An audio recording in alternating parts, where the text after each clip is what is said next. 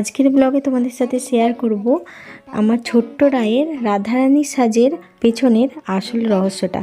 রায়কে রাধা সাজাবো, ওই জন্য অনলাইনে রাধার ড্রেস নিয়ে নিয়েছিলাম। তো সব কিছু যা যা ওকে পরাবো, সব কস্টিউম এখানে সমস্ত কিছু রেডি করে রেখেছি। আর এখন রায়কে বসিয়েছি আলতা পরাতে।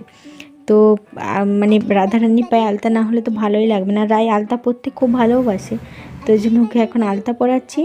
সুন্দর করে আলতাটা তো পরানো হয়ে গিয়েছে, এবারে কপালের যে কলকাটা আঁকবো সেটা আঁকতে গিয়ে রায় যে কী কাণ্ড করেছে সেটাই শুধু দেখার। উপরে বসলেই ভালো হবে। এটা উপর দিচ্ছি তো, এইটা একটা পরে এটা দিতে হবে। দেখি কি ময়নাতে না, সুন্দর হয়েছে। এবার আমায় দাও, আমি তোমার করে দিচ্ছি। দাও, হয়েছে।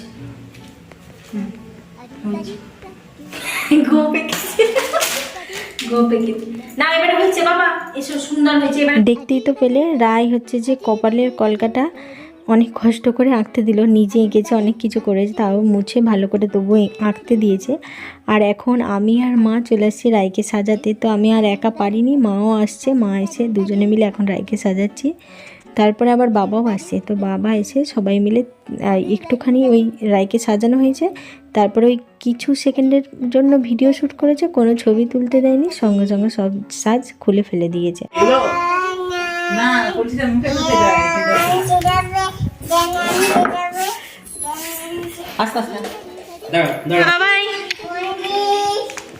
নাও কলসিটা, নাও কোলে, নাও কলসিটা, কেমন করে কোলে নাও।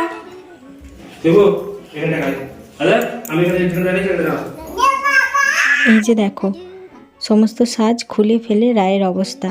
তো এই যে মানে সাজ পরিয়ে ছবি তুলতে গিয়েছিলাম, তো কোনো মতে ছবি তোলা হয়নি।